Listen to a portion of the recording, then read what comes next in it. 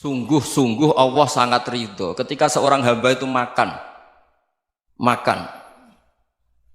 ketika sesuap nasi dia muji Allah, ketika minum seteguk nasi dia muji Allah. Itu kalau orang diridhoni Allah itu wali betul. Itu untuk jadi wali itu gampang, kamu makan ridho, kamu nginjak buminya Allah ridho seneng, kamu hidup keseharian aman seneng. Nah ini supaya sampean kita semua ngaji betapa panduan Rasulullah untuk menggapai ridho Allah itu banyak yang keseharian sekali. Saking kesehariannya banyak dalam hadis dan itu sahih.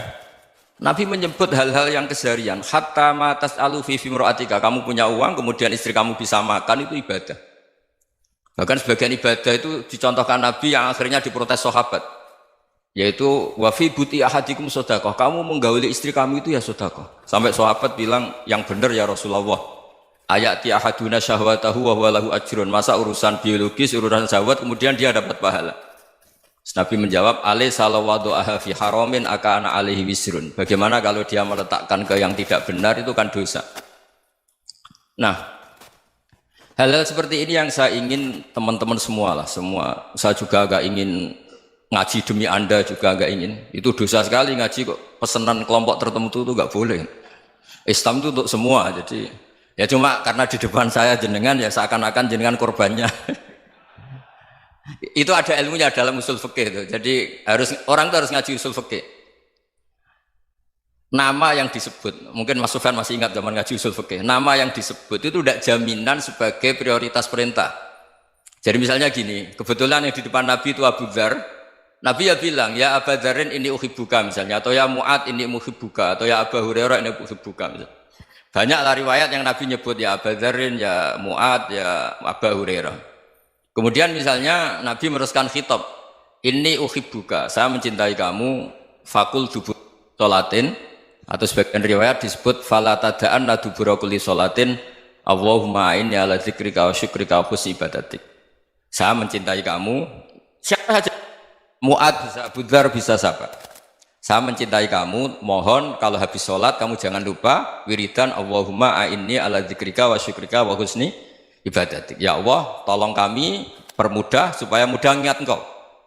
Anda tidak bisa mentang-mentang, wong nama saya Parmin, nama saya Purnomo, itu yang diperintahkan Mu'ad misalnya. Jadi yang disebut satu, tapi khitab itu untuk siapa saja. Saya teruskan. Jadi saya mohon semua kita melakukan kebaikan itu kalau dalam kaidah fikih disebut al yakin la yuzalu bisyak. Banyak kebaikan yang kebenarannya itu 100%. Tidak punya efek samping ke pihak lain, ke kelompok lain, ke komunitas lain.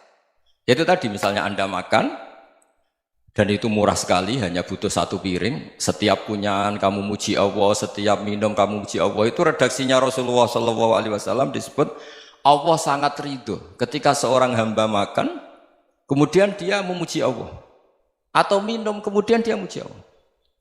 Logikanya gampang. Negara seperti ini yang kamu harapkan bentuknya kayak apa, mertua, ipar, komunitas, tetangga, itu nyata terjadi itu kan belum pasti. Sementara yang mesti terjadi adalah kamu butuh makan, kalau tidak mati. Butuh minum, kalau tidak mati. Butuh bumi yang nyaman ditempati, kalau tidak kita juga mati. Sebab itu Allah kalau menyebut nikmatnya itu hal-hal yang keseharian. Alladzi at'amahum min ju'. Allah itu siapa? Allah itu yang menciptakan kamu bisa makan. Tidak berlebihan. Allah itu yang menciptakan kondisi sosial itu ideal. Zaman Nabi itu ya ada orang munafik. Orang-orang pilihan Allah itu juga diuji orang sekelilingnya yang macam-macam. Semua diuji sesuai konteks zaman dan waktu. Nah, tapi ada ibadah-ibadah yang selalu disarankan Nabi. Sampai Nabi itu pernah ditanya, ayul islami khairun ya Rasulullah, Islam terbaik itu gimana? Jawaban Nabi itu unik. It'amut to'am. Islam terbaik itu ya makan-makan, yang santai-santai. Ketika Allah menyebut beberapa kebaikan, falak tahamal aqobah wa ma adrokan Allah mal aqobah. Terusannya apa? Fakku raqobah. Terusannya apa? Au it'amun fi yaumin di masghubah. Ya itu acara makan-makan itu juga Islam. Kenapa? Ya bayangkan kalau tidak ada makanan, kita mati kan? Kondisi sosial tidak ideal itu Anda masih gak apa-apa. Tapi kalau Anda tidak makan, Anda tidak minum, Kamu punya istri cerewet masih bisa hidup, punya mertua cerewet masih bisa hidup. Tapi kalau tidak makan bisa mati. Berarti penting mana istri sama makan? Penting mana? Makan. Semoga istri Anda dengar, nanti kamu disuruh makan tapi pulang deh. Itu kalau dibahasakan makan masih memahami. Penting mana nasi satu piring dengan istri. Nggak ada nasi mati, nggak ada istri belum mati. Penting mana? Gak berani jawab kan? Nah, ternyata Anda ada garang kan di depan istri. Jadi saya mohonlah, mungkin Mas Sufyan Sauri tadi yang bisa bantulah. Teman-teman tuh ngaji yang keseharian saja. Karena kita nyari ridha Allah itu berdasar firman Allah. Dan firman Allah itu menyebut keseharian tuh riang, gampang. Yaitu tadi misalnya wa min ayatihi manamukum bil laili wan nahar. Termasuk ayat-ayat Allah itu kamu tidur. Maka dulu itu ada guyonan, ada tokoh Mu'tazilah, kelompok dalam Islam yang berpikir manusia itu bisa menentukan ikhtiarnya sendiri. Karena saya bisa duduk, ingin berdiri, berdiri. Karena kelompok ini nggak terima kalau semua kehendak Allah, nanti bagaimana kalau semua kehendak Allah kok ada hisab ya, ada sanksi. Lucunya itu dia akhirnya, ini cerita ya, mencintai seorang perempuan, cantik sekali. Dan itu dia menjadi ahli sunnah itu oleh hal-hal yang sepele. Karena istrinya cantik, ya namanya suami istri hubungan intim. Terus ditanya, Mas, masih ingin lagi? Masih. Silahkan diulang lagi. Wah ya tidak bisa.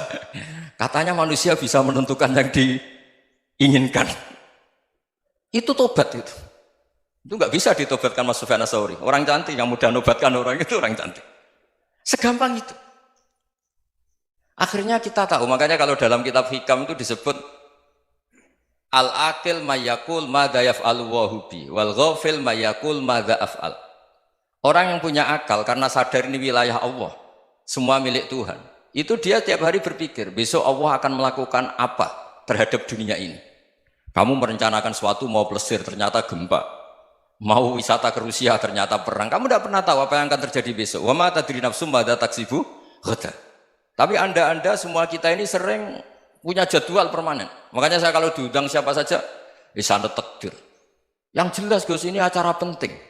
Ya masih acara penting nak pangeran ngersakno piye? Kok ape dadi pangeran? Kamu kok mau jadi Tuhan? Itu kadang ya kiai.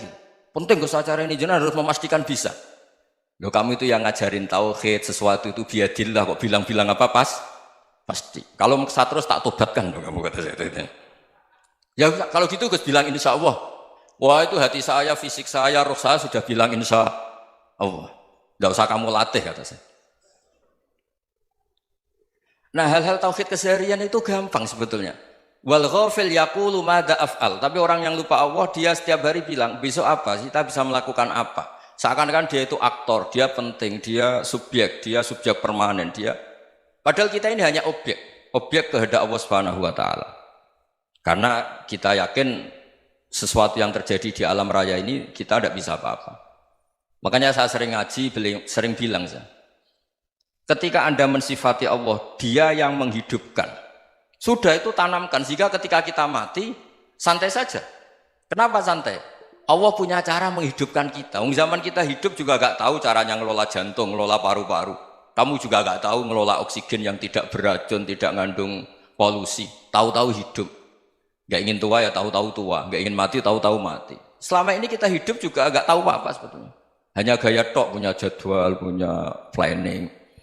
Kalau kamu bisa menentukan pilihan Anda, pasti Anda istrinya cantik, 4 neriman semua, kona'ah semua. Nyatanya enggak kan? Ada 1 jelek, cerewet. Oh itu kan, nyatanya enggak bisa apa-apa Anda kan? Dan kamu bawa mati lagi. Itu kan istri Anda juga gitu, punya keinginan, punya suami yang ganteng, yang jabat, yang neriman, yang enggak poligami. Ya enggak kesampaian juga. Kalau kita ngitung tingkat kegagalan kita itu gagal terus. Ya kan?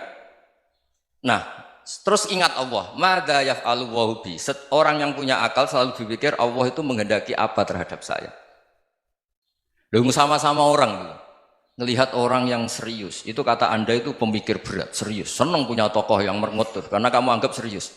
Tapi sebagian orang anggap orang yang serius itu wong merengut, wong masam, wong muka kok ditekuk. Jadi sama Itu hati, ya muqallibal qulub tsabbit qalbi ala dini. Karena kita nggak tahu cara berpikir kita tentang orang lain, tentang sekeliling kita. Misalnya kita orang baik yang jenis ngrumat fakir miskin. Ada orang bangun masjid mewah itu janggal. Apa artinya masjid mewah kalau banyak orang kelaparan? Tapi kalau yang jenis pendidikan apa artinya masjid mewah kalau tidak bisa ngaji? Nanti yang jenis infrastruktur apa artinya ini kalau semuanya punya sudut pandang yang berbeda-beda.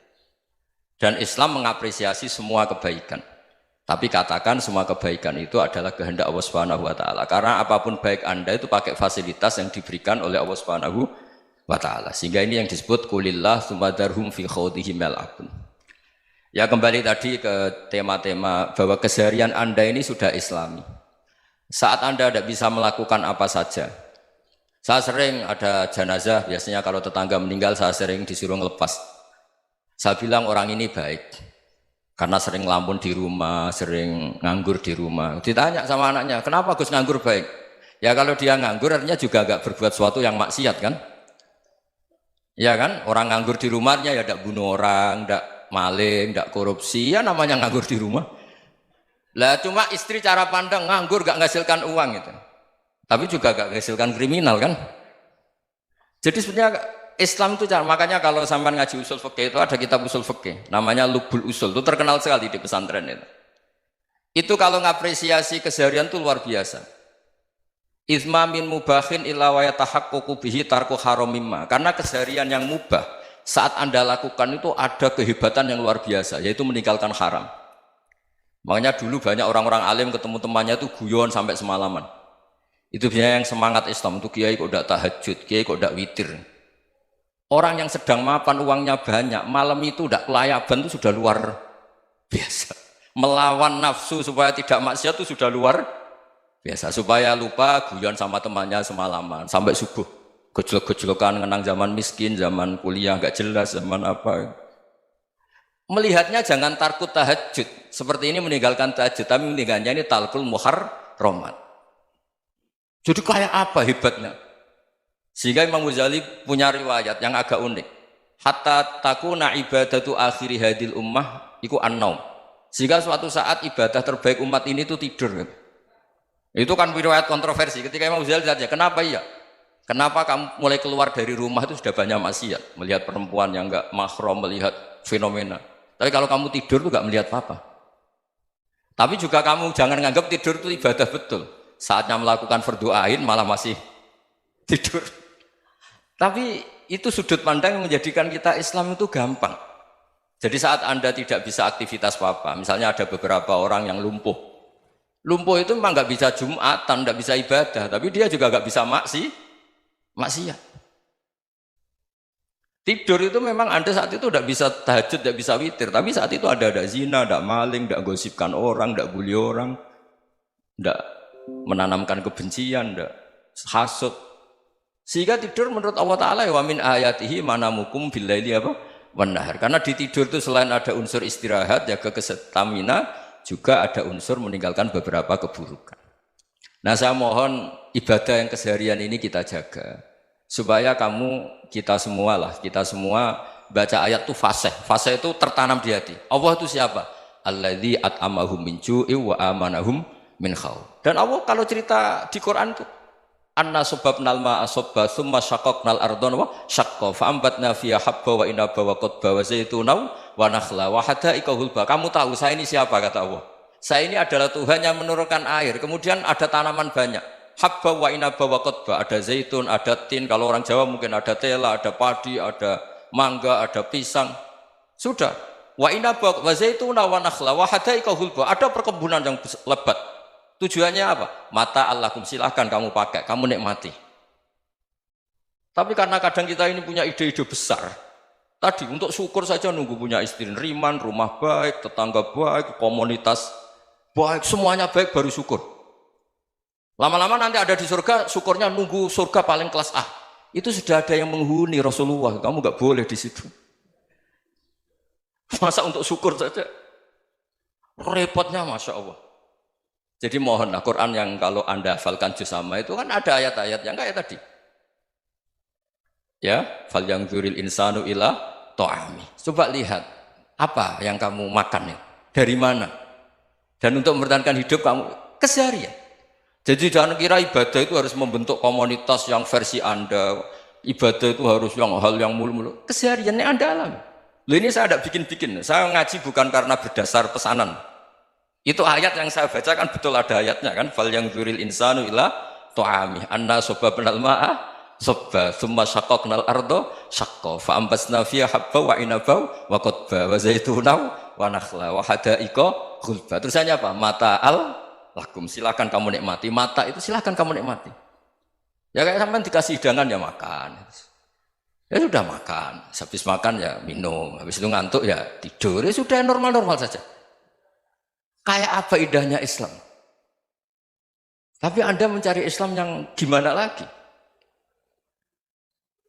Nah itu yang diajarkan guru-guru kita, diajarkan sanad kita sampai Wali Songo, sampai Rasulullah SAW. Bahwa pada akhirnya ada jihad, ada perang. Itu dulu memang perang, bukan membunuh, beda. Dulu kita dijajah Belanda ya perang, dan itu normal karena kita dijajah. Jadi ketika orang lain ingin baik sama kita, wa in ahadum minal musyrikin astajaruka ya fa'jirhu hatta yasma'a kalam Allah. Kalau mereka ingin baik ya kita baik. Makanya ada istilah musta'man, mu'ahad. Kalau mereka ingin damai, berdampingan dengan kemajmukan ya itu yang lebih baik. Karena memang Islam menghormati proses perdamaian. Wa in janahu lis-salmi ya fajnah lah. Kalau ingin damai ya kita harus